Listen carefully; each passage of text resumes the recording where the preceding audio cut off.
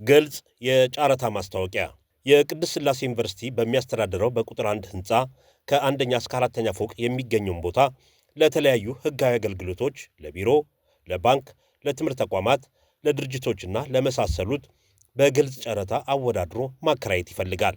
በዚሁ መሰረት ከታች የተዘረዘሩትን መስፈርቶች የሚያሟሉ ህጋዊ ተጫራቾች በጨረታው እንዲሳተፉ ይጋብዛል። 1.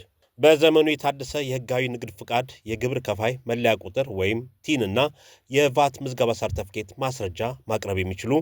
2.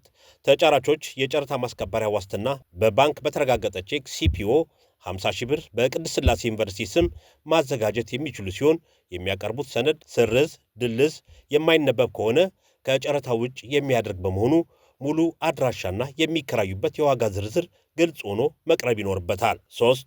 ለመከራየት የሚፈልግ ማንኛውም ሰው የማስታወቂያ ከወጣበት ቀን ጀምሮ ባሉት 7 ተከታታይ የሥራ ቀናት ከዩኒቨርሲቲው ገንዘብ ቤት 3ኛ ፎቅ የቢሮ ቁጥር 10 የጨረታውን መመሪያና ሰነድ የማይመለስ ብር 1000 ብር ከፍሎ በታሸገ ኤንቨሎፕ በማድረግ 2ኛ ፎቅ በሚገኘው በዩኒቨርሲቲው ሕንፃ አስተዳደር ቢሮ ለጨረታው በተዘጋጀው ሳጥን ውስጥ ሰነድ ማስገባት ይቻላል።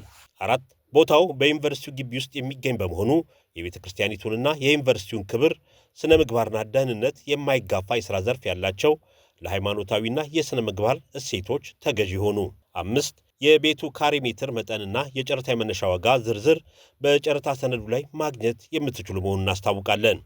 ዩኒቨርሲቲው የተሻለ መንገድ ካገኘ ጨረታውን በከፊልም ሆኖ በሙሉ የመሰረዝ መብቱ የተጠበቀ ነው።